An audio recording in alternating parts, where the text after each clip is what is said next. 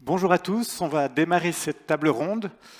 Je vais mettre à la poubelle l'introduction que j'avais prévue, m'inspirer plutôt de ce qui s'est passé ce matin dans cette même salle. On a eu un chercheur qui nous a parlé de comment l'intelligence artificielle pouvait faire économiser la consommation énergétique des bâtiments.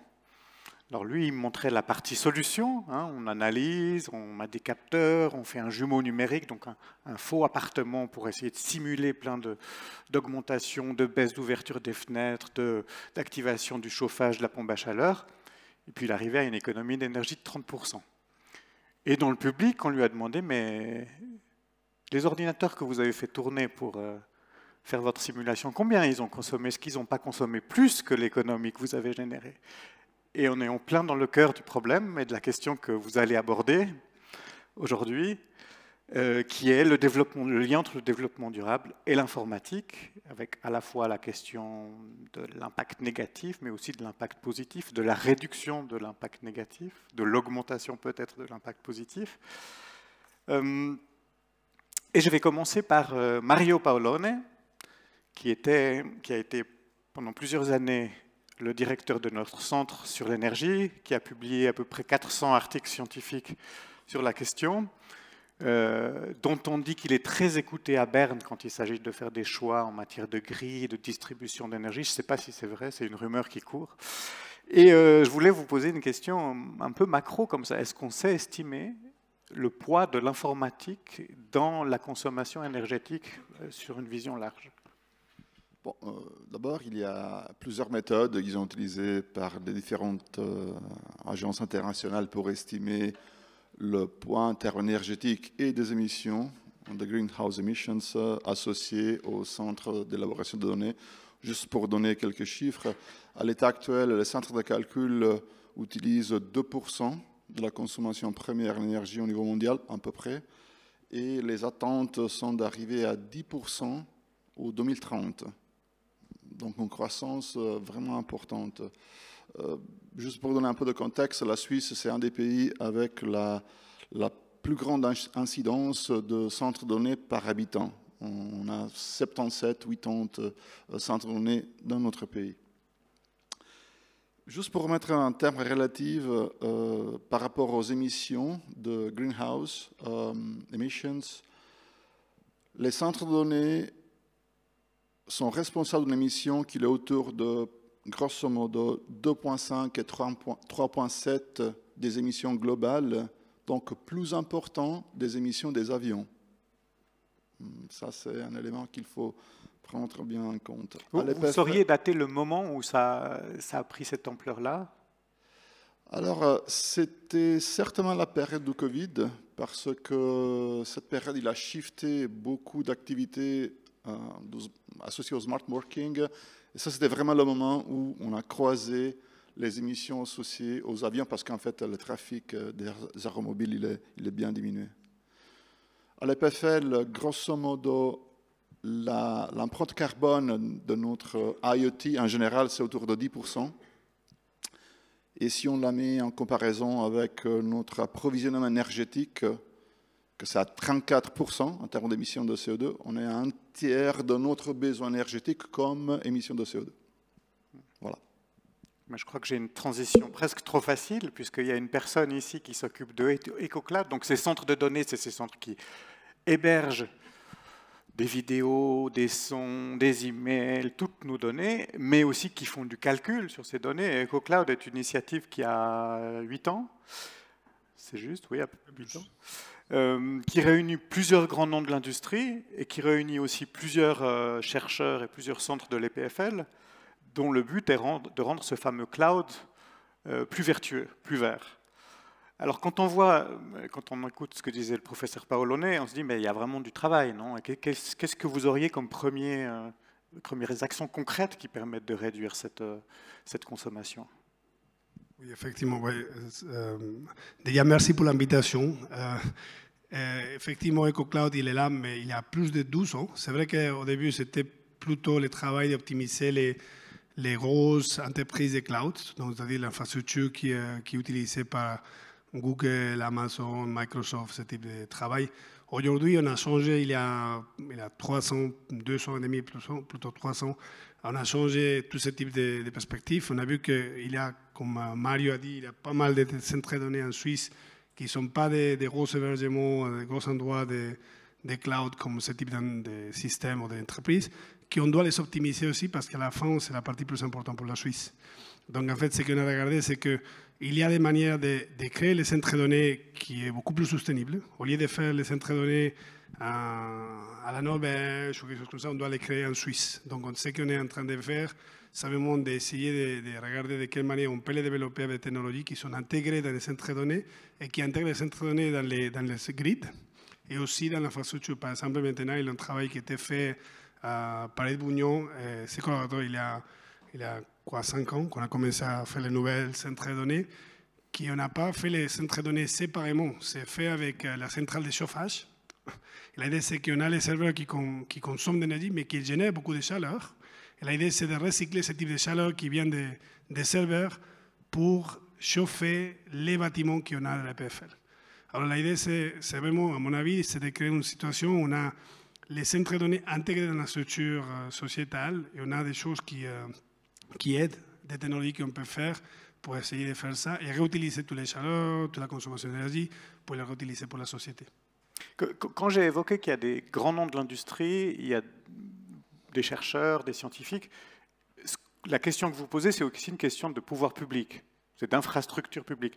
Comment vous travaillez? Vous travaillez avec des gens qui font l'aménagement du territoire, ou ce serait une idée, ce serait une piste? Oui, effectivement. Donc, il y a plusieurs dimensions dans ce travail qu'on fait avec EcoCloud. EcoCloud, maintenant, il y a 28 laboratoires. On a des laboratoires qui font des technologies, des fondamentaux pour la consommation d'énergie, pour les ordinateurs, les serveurs. Mais là, on a aussi beaucoup de laboratoires qui sont en train de travailler de quelle manière on peut utiliser ce type de technologie dans les contextes de la société et qu'est-ce que c'est l'impact écologique et au niveau fondamental pour tout le monde.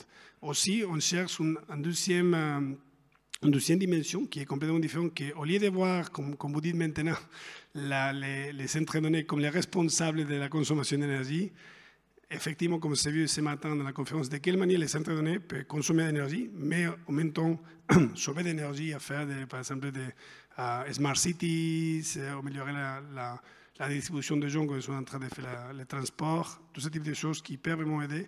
Et finalement, on consomme, mais en même temps, on sauve beaucoup d'énergie à la société et on améliore la société. Très bien. Pour cette prise de conscience, je crois qu'on a les données dont a parlé Mario, on a les initiatives internes, la tentation de les faire sortir, mais on a aussi quelque chose qui est très important, c'est offrir à l'industrie des outils qui leur permettent de mieux se mesurer.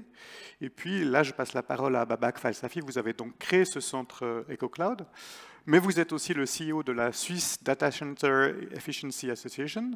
Et vous dites, si je simplifie, mais justement, vous allez me corriger, il faut déjà bien comprendre et que chacun ait une manière de mesurer d'une manière systématique et de peut-être se positionner dans un classement par rapport aux autres. Comment on mesure la consommation, l'efficience, la verdure d'un centre de données?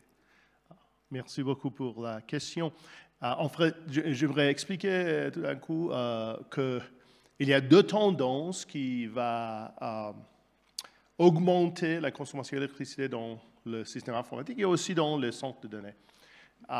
Une tendance est déjà l'intelligence artificielle.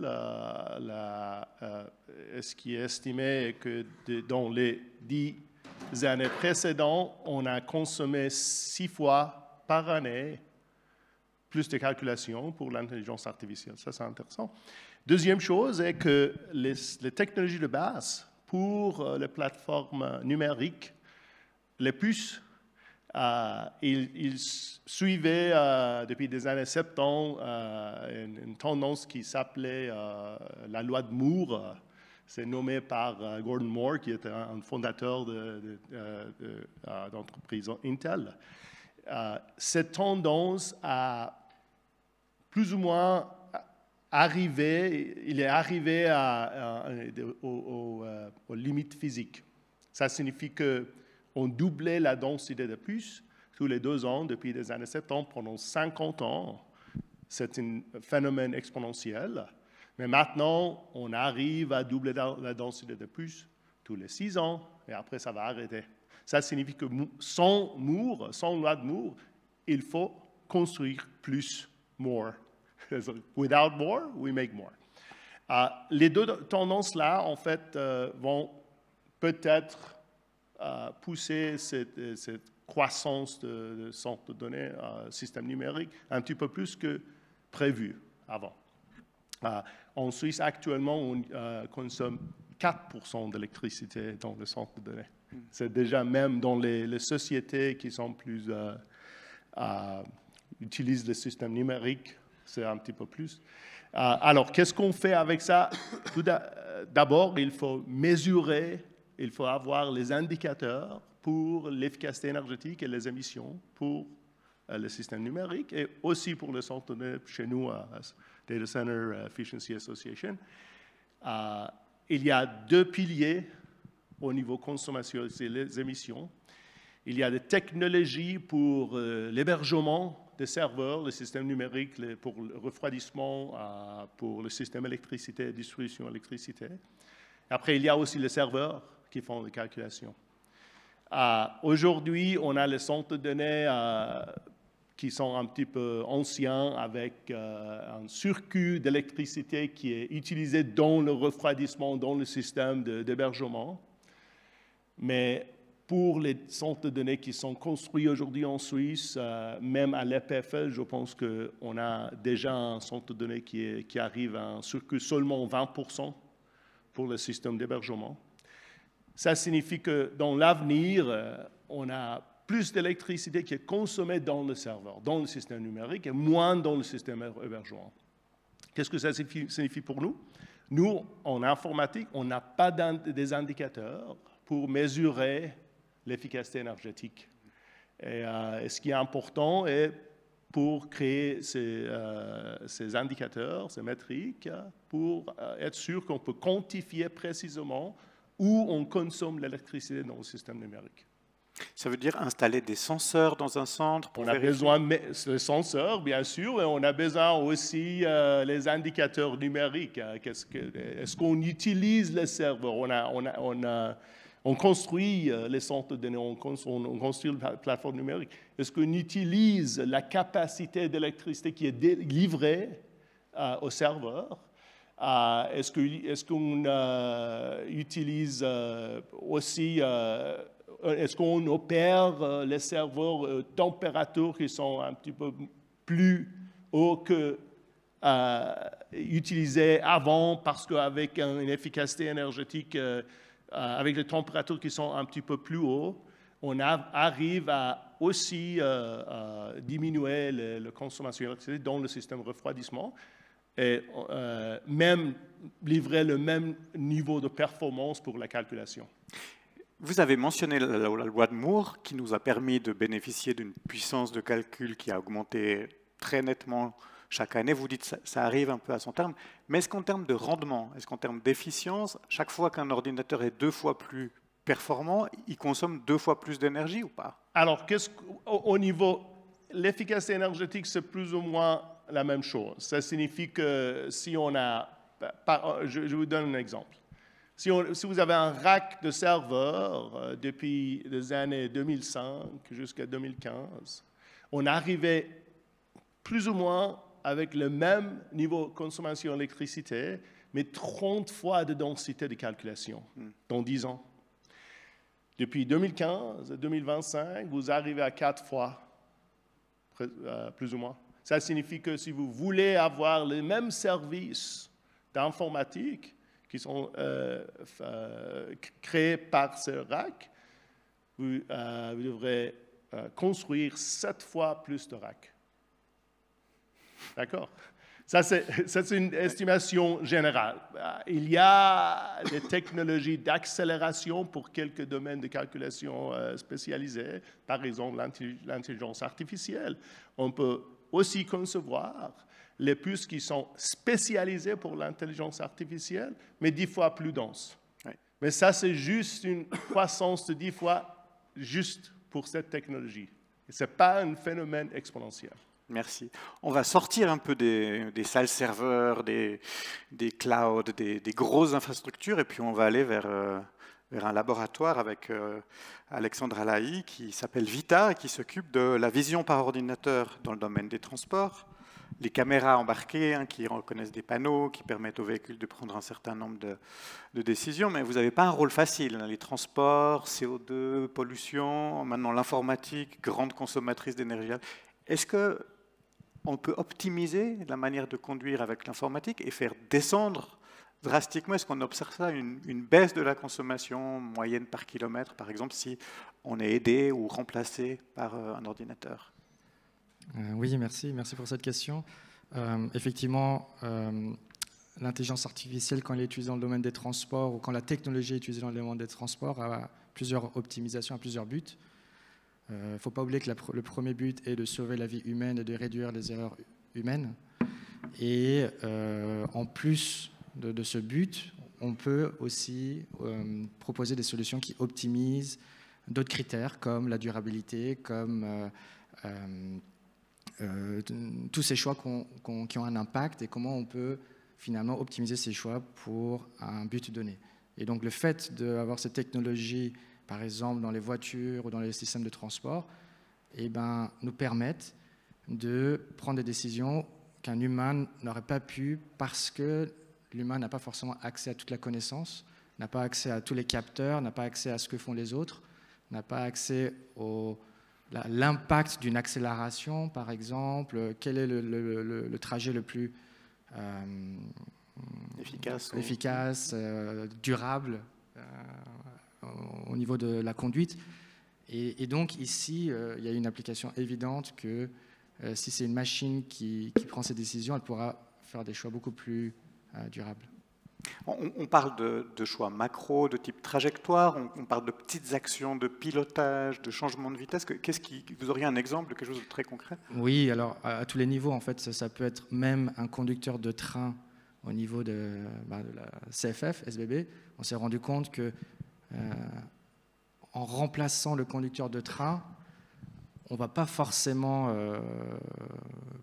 protéger la vie humaine parce qu'il y a peu d'accidents, mais on peut en fait optimiser le coût énergétique parce qu'un choix à 1 seconde près de freinage et d'accélération a un impact sur l'ensemble du système du pays. Et en fait, l'une des justifications pourquoi on voudrait assister les conducteurs de train, c'est en fait améliorer cette prise de décision dans leur freinage et dans leur accélération. La même chose dans les voitures. Actuellement, moi j'ai une voiture qui communique à quel point je conduis d'une manière efficace sur le plan énergétique, mais ça me distrait en fait. À chaque fois, je dois regarder en fait ce compteur et freiner et accélérer, donc c'est difficile pour moi d'avoir cette connaissance, cette expertise pour conduire d'une manière optimale, alors qu'une machine, aucun problème. Okay. Est-ce qu'on sait, parce que c'était vraiment la question qui m'avait été posée dans la conférence précédente sur la gestion du chauffage d'un bâtiment, est-ce qu'on sait si on n'est pas simplement en train de changer la consommation qui était au niveau du véhicule et qu'on l'a déplacée vers le centre de calcul qui va lire les données issues des capteurs, proposer des choix, les envoyer? Est-ce qu'on mesure aussi la consommation de l'optimisation? Oui, absolument. En fait, il ne faut pas oublier que c'est un peu comme tout domaine de recherche. Il y a une première étape où effectivement, on va sûrement consommer de l'énergie pour trouver notre science, trouver notre impact, ou notre algorithme, ou notre méthode. Mais une fois qu'on l'applique, potentiellement, à très peu de coûts. Ouais. Donc, dans les systèmes d'intelligence artificielle, souvent, effectivement, il y a une étape où on doit apprendre le modèle avec les serveurs qui peut coûter des millions, qui peut coûter beaucoup d'énergie, mais c'est qu'une fois. Et ensuite, potentiellement, ce qu'on a découvert peut révolutionner l'impact dans énormément d'applications à 0 coût, parce que leur utilisation n'a pas le même impact que leur apprentissage pour y arriver. Très bien. L'analyse s'est faite une fois et le modèle... En fait, voilà, c'est comme tout domaine de recherche, même en biologie, vous devez allouer énormément de ressources pour arriver à trouver votre médicament, mais une fois que vous l'avez trouvé, vous n'avez pas de coût énergétique, enfin un coût différent. Merci. Je vais passer la parole. Peut-être ajouter seulement une petite chose à ce qu'Alex vient de dire. Effectivement, il y a une dimension qui est complètement nouvelle ici, qui est la partie multidisciplinaire. Avant, on optimisait les serveurs, on optimisait la consommation. Maintenant, on doit voir l'impact qu'il y a dans les différents domaines. Donc, c'est pour ça aussi que EcoCloud a grandi autant, parce qu'on avait initialement, dans les périodes initiales, 10, 12 laboratoires. On est 27 maintenant, parce qu'on essaie de trouver tout ce type d'expertise qui vient d'Alex, Mario, tout ce type de choses. Et on a aussi créé des projets qui viennent dans ce domaine qui sont beaucoup plus larges. On a par exemple un nouvel projet qui vient d'être fait pour les domaines des CTH, des CPF, qui est Urban Twin, qui est en train d'analyser les données qui viennent de la ville de Lausanne et aussi de la ville d'Aigle, et qu'on est en train de regarder tous ensemble de quelle manière on peut optimiser pour éviter effectivement de sauver 10% de l'énergie dans les villes et consommer 30% d'énergie dans les centres de données. Donc ça, c'est un peu l'idée que je crois que c'est toute neuve toute nouvelle dans ce type de dimension. Alors, ces idées de ne plus travailler seulement au niveau d'un logement, d'une voiture, mais d'un système complexe, ça me permet de faire une transition pour Édouard Bugnon, qui a plusieurs casquettes, plusieurs rôles, qui ont plusieurs initiatives ici à l'EPFL. Je vais en citer deux. Vous êtes le directeur des plateformes informatiques utilisées pour la recherche, et vous êtes aussi le directeur académique du Swiss Data Science Center, qui est précisément là pour ça, c'est pour mettre à disposition de partenaires de la science comme de l'industrie ou des collectivités publiques des compétences et des outils pour analyser des masses de données et avec l'idée d'optimiser. Est-ce que là, vous avez aussi des industries qui sont très friandes? Est-ce que vous voyez des gros potentiels ou des gens qui disent « je sais que j'ai une poche d'énergie que je pourrais ou de durabilité que je pourrais augmenter en utilisant le SDSC, le Swiss Data Science Center ».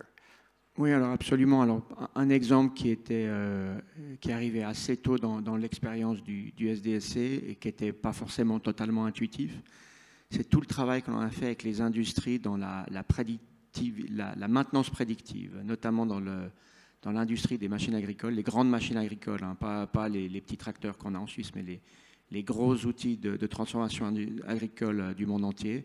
En bonne partie, ce sont des technologies suisses qui sont exportées.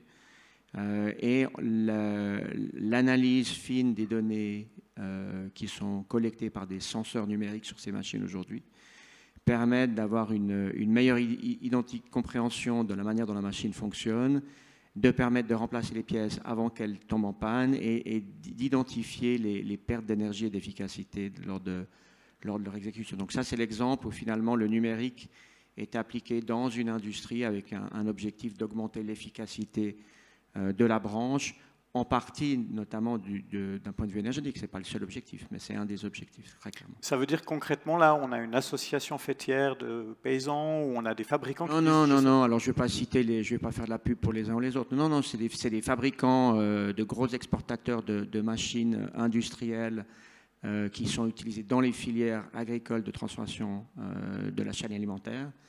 La Suisse a des leaders dans ces segments-là, et c'est avec eux, par exemple, qu'on a travaillé. Très bien.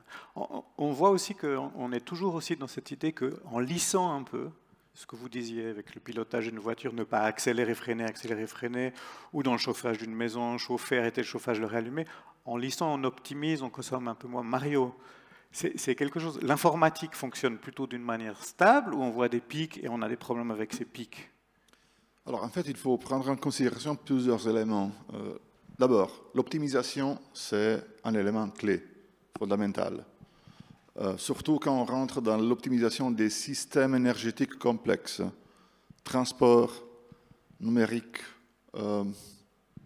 utilisation de l'énergie pour le chauffage. Tous les systèmes énergétiques sont liés et intégrés à l'activité de l'être humain. Optimiser les flux d'énergie et les flux de CO2 avec des modèles prédictifs capables de faire de la prévision sur l'impact carbone énergétique de chaque activité, c'est un élément clé. Et c'est là où beaucoup de recherche avec des méthodes associées au machine learning ou des méthodes plus rigoureuses se concentrent beaucoup aujourd'hui. La marge est énorme d'amélioration. Quand on dit optimisation, il y a un chiffre clé classique ou ça peut varier tellement d'une branche à l'autre? Ça dépend du processus énergétique. Si on est dans la thermodynamique, disons l'efficacité énergétique, le rendement il est relativement mauvais. Si on est dans le domaine électrique, l'efficacité ça peut monter même à 90%, 95%. Donc, quand on parle d'électrification des processus industriels, c'est parce que l'électrification permet d'augmenter tous les rendements. Le problème, c'est comment le faire, avec quel trajet, et c'est là où l'optimisation rentre de façon importante. Édouard Bugnion. Oui, alors peut-être juste pour compléter, il y a énormément de questions absolument fondamentales sur la manière dont on maîtrise l'explosion du numérique, parce que c'est le titre aussi qui est derrière nous, c'est qu'on est dans cette phase où on dépend de plus en plus du numérique, puis à un moment donné où il faut arriver à contrôler. Donc il y a des implications au niveau de ce que font les pouvoirs publics, de ce que font les fournisseurs de technologies, etc. Puis après, il y a plein de mauvaises questions que les gens se posent aussi. Et il y en a une qui m'est revenue suffisamment de fois qu'à un moment donné, je me suis dit que je vais en parler en public. C'est la question de dire, est-ce que finalement, envoyer un email, ça pollue ? Et puis après, il y a la variante qui m'a été posée la semaine passée par quelqu'un de ma famille, qui disait, j'ai un débat dans ma boîte, parce que le débat, c'est est-ce que ça pollue plus si on envoie un email que si on envoie un message sur Microsoft Teams ? Alors, je peux vous rassurer que ce sont quelque part deux questions un peu idiotes, mais que les gens ont tendance à se poser en se disant, est-ce que finalement notre comportement, nous devons changer notre comportement par rapport au numérique. Alors, il y a énormément de choses où il faut changer notre comportement par rapport au changement climatique, c'est tout à fait clair. Mais l'impact que l'on peut avoir en tant qu'utilisateur, notamment de savoir est-ce que j'envoie un email, ça n'a aucun impact puisque les infrastructures sont mutualisées. C'est l'informatique est arrivée là où elle est parce que les infrastructures sont extrêmement mutualisées et partagées et que finalement le coût marginal énergétique de n'importe quelle opération que l'on pourrait faire est en fait pratiquement zéro. Même regarder une vidéo sur YouTube, pour les questions qui m'ont été posées à moi, est-ce que l'impact de regarder une vidéo en 4K, en streaming... Oui, alors la vidéo, évidemment, c'est beaucoup plus cher que l'email. Donc là, il y a une réelle question. Il faut se dire que quelque part, pratiquement la moitié du trafic sur Internet aujourd'hui, c'est du streaming. Donc l'infrastructure du réseau Internet lui-même consomme une partie énergétique. Ce n'est pas la partie dominante, mais c'est une partie importante. Et on est dominé par des technologies de streaming, mais qui remplacent un certain nombre de choses, qui remplacent d'autres activités. Donc il faut avoir une éthique sur la manière dont on consomme, notamment de la quantité consommée. Je pense que le point le plus important, si vous parlez de manière interdisciplinaire avec nos collègues qui s'occupent de la santé mentale des adolescents, c'est peut-être l'impact est peut-être plus important que l'impact énergétique de regarder des vidéos à longueur de journée. C'est ça que je voulais dire en fait. Eduardo vient de dire exactement ça. Au niveau d'infrastructure et technologie, bien sûr, il y a le streaming qui consomme beaucoup d'énergie, mais les gens qui font des streaming, voilà, toutes les entreprises qui s'occupent de ça, ils sont déjà regardés de quelle manière ils peuvent optimiser l'énergie. De quelle manière ils le font. Voilà, il y a des repeaters, il y a des copies qui sont directement très proches où ils voient qu'ils se consomment beaucoup. Donc il n'y a pas de transmission de streaming qui vient de Hong Kong en Suisse. Ça, ce n'est pas... Ça peut être une fois, mais ça n'arrive pas. C'est clair que les gens optimisent ça. Donc on a cette idée, toutes les boîtes qui font ça, qui travaillent ça. Par contre, toute la partie de l'impact sur la santé des enfants et tout ça, toute la partie des social media qui ne sont pas du tout analysées en détail, qui blâment toujours, et moi je suis un, blâment les parents, voilà, parce que nous on doit contrôler les manières que les enfants. Écoutez, c'est vrai, mais par contre, il n'y a pas tout le monde qui est spécialiste de gérer tous les systèmes de contrôle d'accès pour les enfants et tout ça dans les téléphones. Normalement, il y a des dépendants, que les différentes boîtes qui font des social streaming, TikTok, voilà, Meta, il doit regarder un peu tout ce type d'histoire. Ça, c'est beaucoup plus important que la consommation énergétique, à mon avis. Si je fais l'avocat du diable, Édouard Bugnion, vous dites, peu importe ce qu'on fait, le serveur, le cloud, il tourne toujours, il est toujours là, j'envoie des mails ou pas, il est là, il est actif. Qu'est-ce que c'est pas un problème? On a des immenses infrastructures qui fonctionnent, peu importe si elles sont intensivement utilisées, peu utilisées, ou leur consommation varie beaucoup selon le niveau d'utilisation. Pour les hyperscalers, Microsoft, Amazon, Google, non. Parce que le coût de consommation électrique est déjà estimé dans le budget pour l'économie d'entreprise. Mais pour quand on dit le centre de données, quand on dit mom and pop en Suisse, oui, aujourd'hui, mais je pense que dans l'avenir, ça va être tout consolidé et être fournis, les services qui sont fournis par les plus grands acteurs en Suisse, les colocateurs qui peuvent aussi héberger les serveurs d'entreprise. Alors, la réponse pour la question, je pense que avec un progrès des technologies pour consolider les workloads, je pense que ça ne va pas varier beaucoup. Mais je voulais ajouter une autre chose, et que les émissions ne sont pas seulement la consommation électrique quand on opère le système de serveur, le système informatique, il y a aussi les émissions de fabrication. Alors, pour tout le monde là, il faut réfléchir un petit peu parce qu'on a un attel qu'on achète tous les 2 ans, 3 ans. 80% de consommation des émissions de Natel sont pour la fabrication. Ça signifie que si j'arrive à garder mon Natel, ça c'est un iPhone 8, c'est un petit peu rigolo pour mes enfants, mais si on arrive à garder ça, on essaie de diminuer un petit peu la consommation.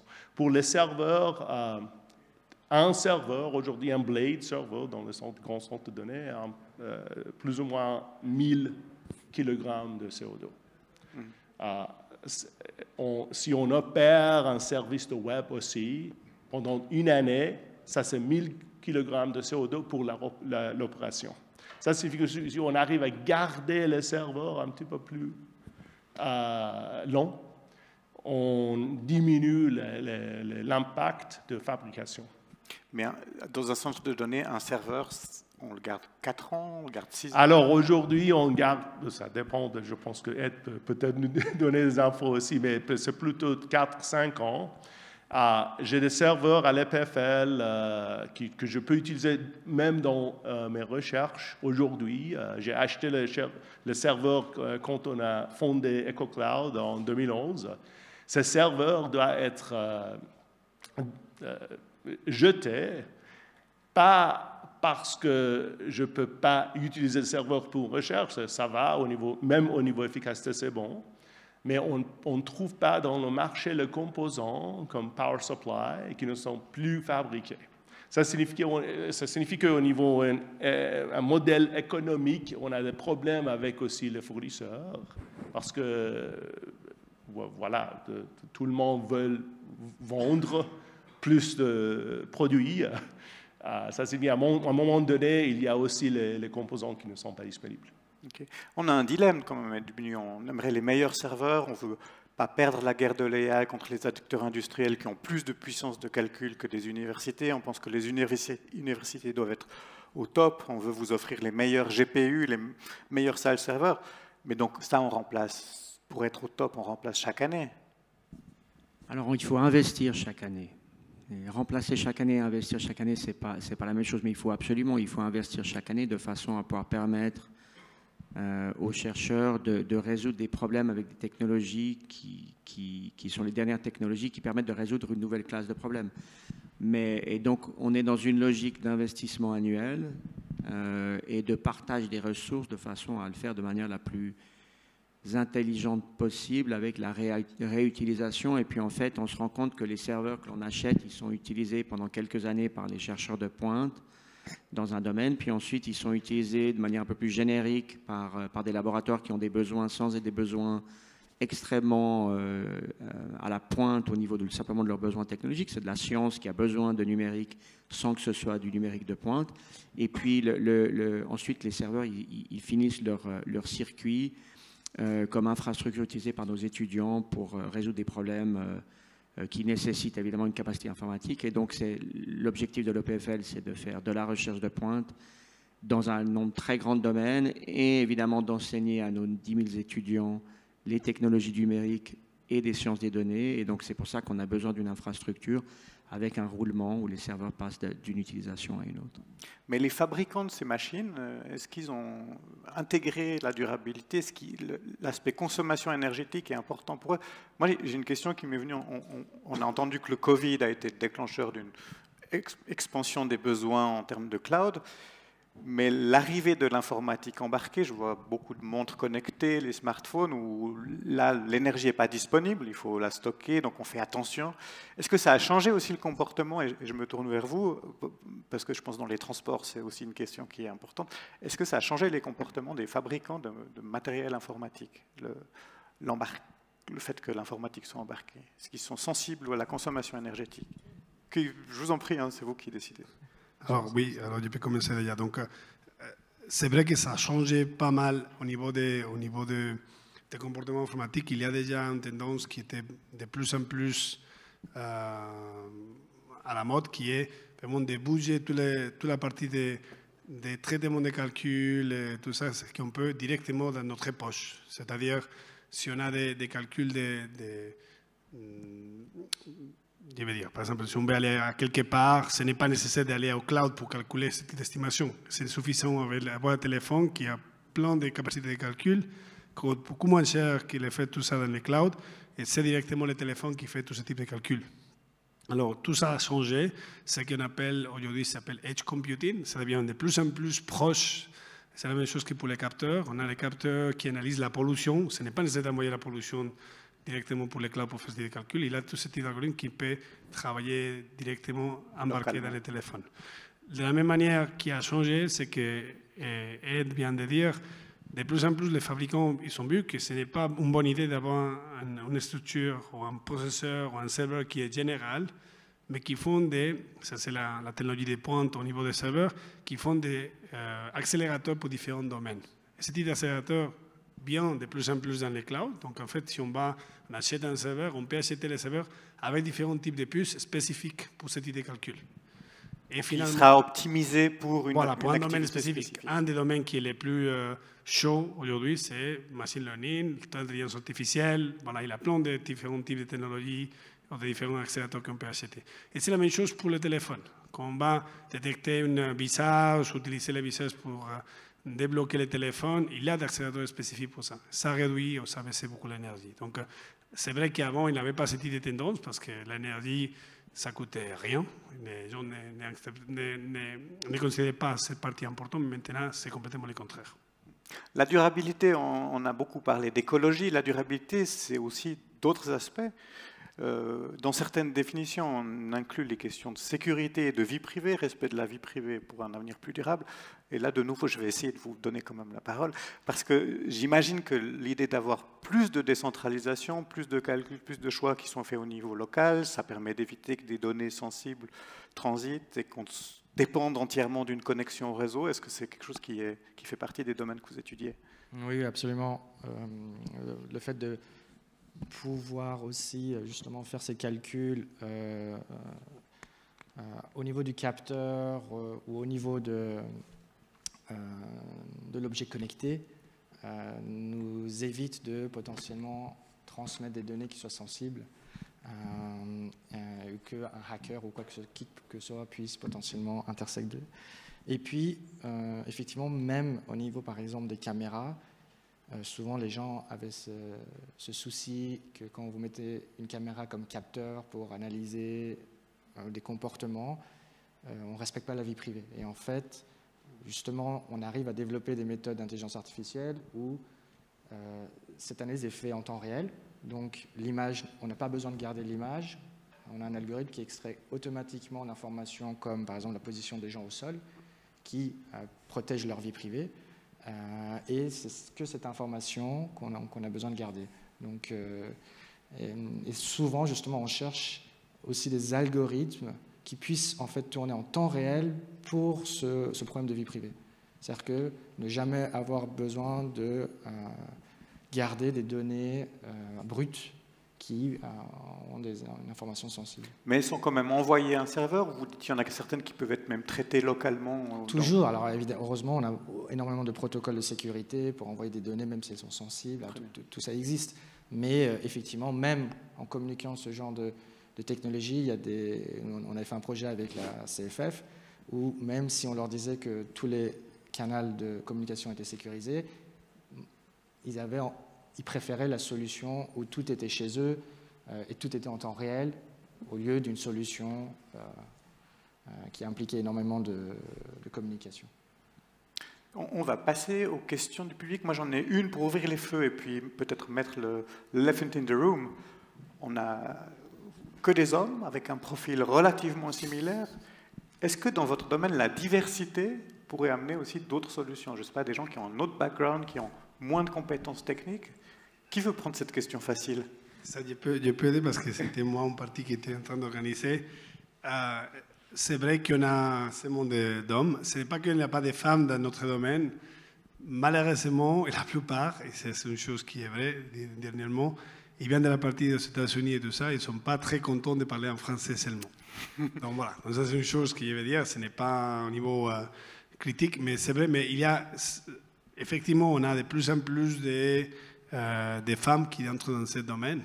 Avant, il n'y avait pas, encore à l'EPFL, on n'a pas autant de femmes qu'on voudrait à génie électronique et informatique. Et voilà, on voudrait. Mais je comprends que c'est une question de société, de choix aussi citoyen de l'EPFL, mais est-ce que ça amène une autre approche est-ce que ça a un impact sur la science, sur la recherche? Est-ce qu'il y a d'autres choses émerger? La manière de faire le travail, je crois qu'honnêtement, il n'y a pas. Parce que si on voit les types de technologies qu'ils développent et tout ça, on travaille avec Marie Kermarek, par exemple, à IC.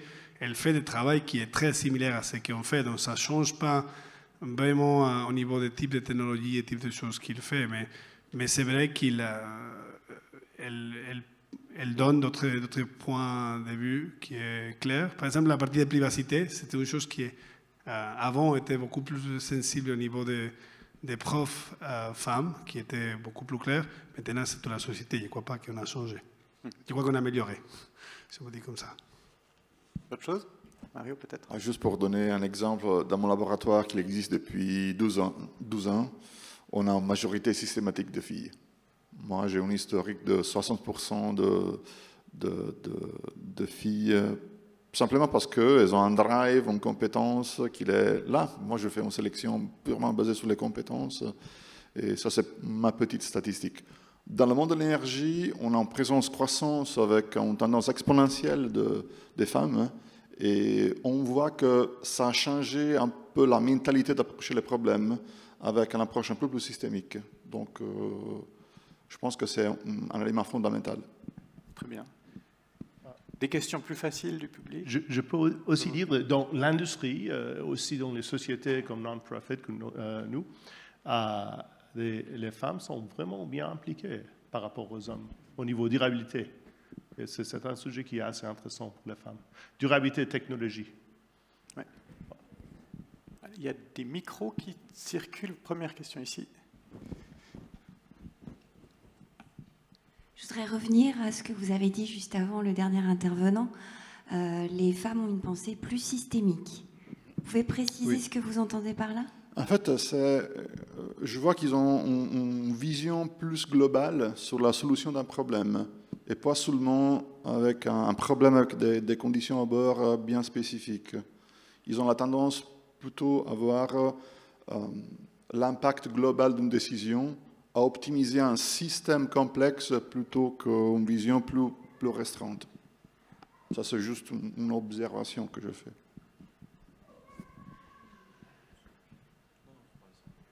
Oui, bonjour. Je voulais revenir sur le point que vous avez mentionné concernant l'énergie nécessaire à la fabrication des serveurs et de tout le hardware, en fait. Moi, les infos que j'ai entendues, c'est que l'énergie nécessaire à ça est quasiment équivalente à l'énergie de l'utilisation. Il y a un effet de l'œuf et de la poule, là, parce que vous nous avez montré votre iPhone 8. Il y a plein d'applications que vous ne pouvez plus utiliser avec cet iPhone 8 parce qu'il y a des développements qui n'arrêtent pas. Donc, ce n'est pas une incitation forte aux fabricants de faire des produits durables puisque techniquement, ils vont devenir obsolètes par la vitesse des applications et des programmes qui tournent. Donc, c'est un point qu'il faut... Je ne sais pas si c'est plus un commentaire qu'une vraie question, mais comment vous arrivez à intégrer ça? Et la deuxième question que j'avais, elle est toujours liée à l'utilisation. Les besoins naissent avec ce qui est fabriqué. Donc, il y a un objectif qui est louable au départ, qui est d'optimiser la consommation d'un véhicule, qui est de faire baisser la consommation d'énergie dans un logement, mais on se rend compte que, in fine, l'utilisation de tout ça, alors pour ces exemples-là, on n'a pas encore les utilisations dérivées, mais quand on voit sur l'utilisation de la vidéo et de la 4G, de la 5G, en fait c'est très louable cette technologie, mais à la fin, c'est la grosse partie de la consommation, elle est liée à du loisir qui n'est pas forcément à hyper haute valeur ajoutée, alors soit intellectuelle ou soit... techniquement, oui, c'est à haute valeur ajoutée, mais ce qu'on en fait, ce n'est pas une grosse valeur ajoutée. Et plus on a des choses faciles, accessibles comme ça, plus on les utilise. C'est un peu comme le changement avec des LED. On avait... la consommation a énormément baissé, sauf que l'utilisation a énormément augmenté. On se retrouve avec des LED sous le plan de travail de la cuisine, au-dessus des meubles, etc. Donc, au départ, c'est très louable, mais à l'arrivée, on arrive avec des détournements qui font que ça explose et on n'arrive plus à le maîtriser. Donc, ces points-là, vous n'avez pas trop mentionné l'évolution des technologies de départ et comment on peut faire pour arriver à maîtriser quelque chose qui était vraiment très bien au départ et puis qui, in fine, ne fait qu'augmenter le problème qu'on a. Merci. Je voulais juste rebondir. Merci pour votre question et vos commentaires. Je voulais rebondir sur l'exemple que vous avez vis-à-vis des loisirs. Et en fait, souvent, ce que je partage sur ces questions de durabilité, c'est que, encore une fois, on a extrêmement du mal à analyser la chaîne de causalité de ce qu'une démarche implique. Donc, par exemple, vous vous dites, voilà, il y a certains loisirs qui me sont peut-être pas, je n'ai pas besoin de les faire. Mais alors peut-être que pour une personne, ne pas faire ses loisirs va créer une dépression, va créer un impact dans sa vie ou même dans son entreprise qui est beaucoup plus grande que d'avoir fait ce loisir. Donc c'est difficile de réussir à prédire la chaîne de causalité qui implique un choix. Et souvent, on arrive au premier degré, les chaînes de causalité évidentes, et on oublie la séquence. Et donc, je voudrais juste quand même sensibiliser les gens, quand ils justifient des impacts, ne pas aller au-delà du premier degré de causalité et essayer de se poser la question, est-ce qu'il y a d'autres degrés qu'on n'a pas à modéliser en fait. Donc, voilà, c'est mon... Qui pourrait aussi être lié par exemple au transport, des loisirs moins casaniers, moins consommateurs en ressources informatiques, mais plus qui nécessitent de bouger, donc de polluer ou consommer. De toute façon, vous avez tous vécu une pandémie où on vous a interdit de bouger. En fait, la mobilité était devenue interdite et tout le monde s'est rendu compte que c'était quelque chose qui en fait avait un impact positif. Et il y a aussi, il faut toujours faire attention en fait. Je ne dis pas que on peut faire tout et n'importe quoi, mais il ne faut pas faire des simplifications au premier degré, en fait. Et c'est malheureusement très difficile, en fait. C'est pour ça qu'il y a de la recherche, c'est pour ça que beaucoup de gens qui travaillent sur ce sujet. Bac. Oui, en fait, pour votre première question, c'est une bonne question. D'un côté, on a les technologies qui avancent, on n'arrive pas à créer des puces qui peuvent nous donner de densité pour toutes les applications. Il faut intégrer les accélérateurs, comme disait aussi David. D'autre côté, on a ce problème des émissions pour les fabrications de puces. Alors, pour moi, tous les API, ils fonctionnent bien. Depuis iPhone 8, et même l'appli pour aller skier, toutes les choses, plutôt, plus ou moins, c'est bon. Il y a des fonctionnalités qu'on a besoin pour les jeux vidéo qui, au niveau image processing, qualité graphique, tout ça, avance avec la technologie. Il faut acheter de nouvelles plateformes. Mais voilà, c'est pas pour tout le monde. Moi, j'ai déjà un appareil photo qui est professionnel. Je n'ai pas besoin de mon attel pour un appareil photo qui est professionnel. Ce n'est pas un appareil photo pour moi, c'est seulement un attel.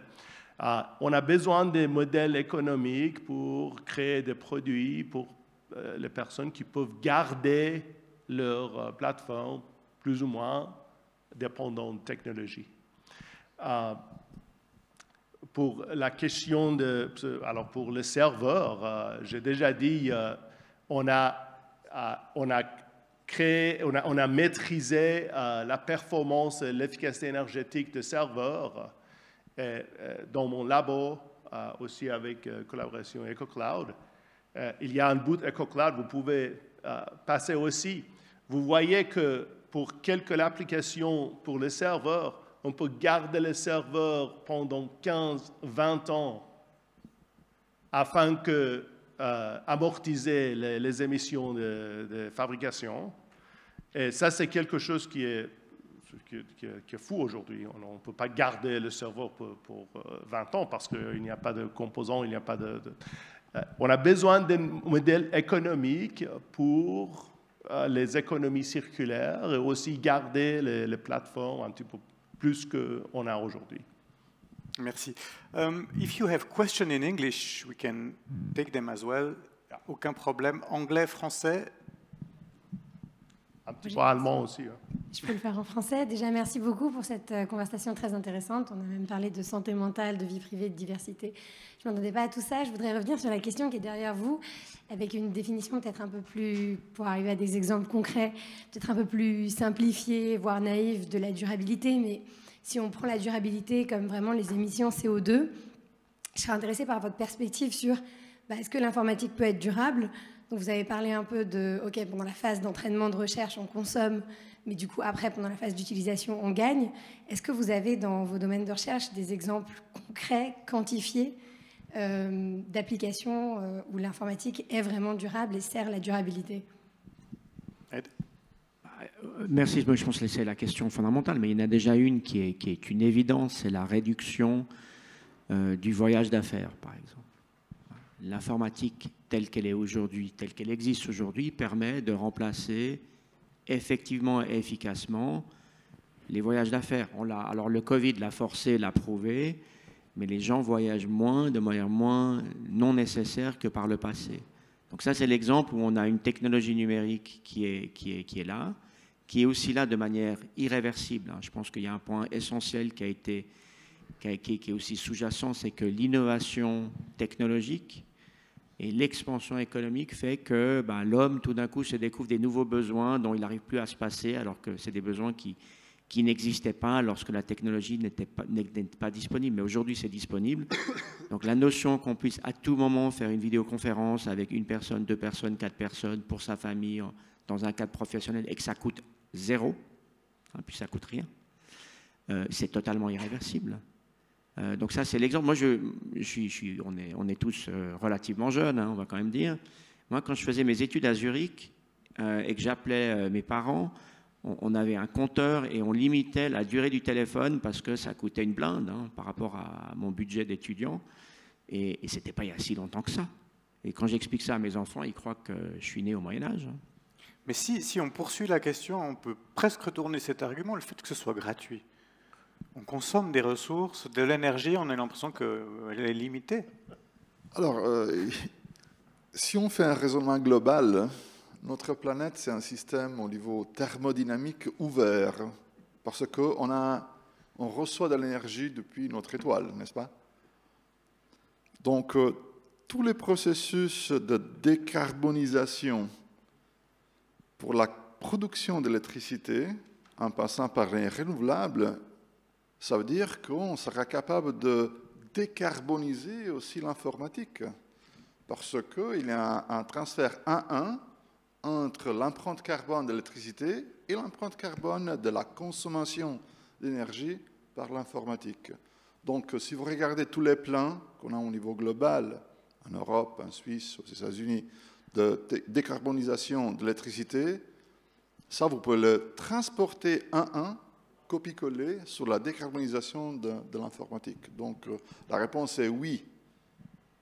On est en train de faire le maximum pour arriver à utiliser toute l'énergie de notre Soleil pour alimenter notre besoin en énergie. Pas seulement l'informatique, transport, chauffage, informatique bien sûr, tous les besoins énergétiques associés au processus industriel, on peut les alimenter avec l'énergie qui vient du soleil.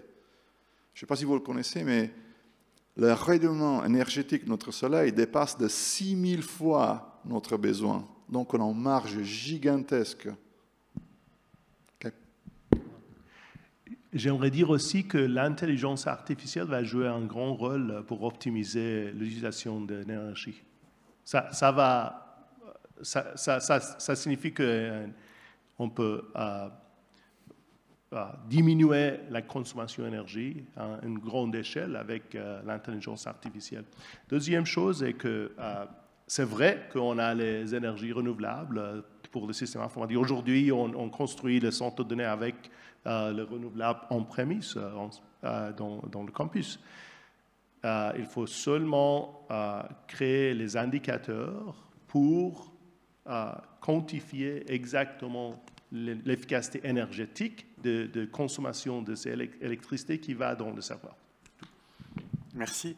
Je prendrais volontiers une question, mais en fait, je crois qu'on va s'arrêter là et vous dire que si vous en avez d'autres, si vous avez envie de poursuivre la discussion, il y a un stand de EcoCloud, donc les initiatives dont on a parlé, qui se trouve juste au-dessus. Hein, c'est ce que tu disais, Baba, qu'il faut sortir du bâtiment, re-rentrer. Et on a quelques petites démos aussi qui montrent en fait la consommation d'énergie. Si vous exécutez quelques algorithmes d'intelligence artificielle, tout ça, on vous montre une estimation de la consommation d'énergie positive des choses. Merci. Merci à tous. Merci à vous.